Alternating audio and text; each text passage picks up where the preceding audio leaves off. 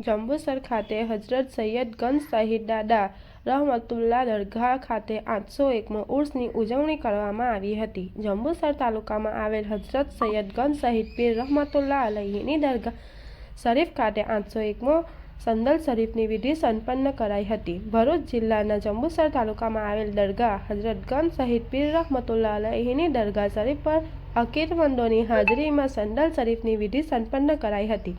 સલાતો સલામના પઠન સાથે સંદલ શરીફ જુલુસ સ્વરૂપે નીકળ્યું હતું। તલાવપુરાથી પ્રસ્થાન થયેલું જુલુસ હજરતગંજ શહીદ પીર રહમતુલ્લાહ અલૈહીની દરગાહ શરીફ પર પહોંચ્યું હતું। દરગાહ શરીફ ખાતે સંદલ શરીફની વિધિ સૈયદ મૌલાના અહમદ જલાલ ઉર્ફે ગંજ શહીદ બાવા સૈયદ સબ્ર શહીદ ઉર્ફે છોટે સરકાર સાહેબ તેમજ સ્થાનિક આલિમોની ઉપસ્થિતિમાં સંપન્ન કરાઈ હતી।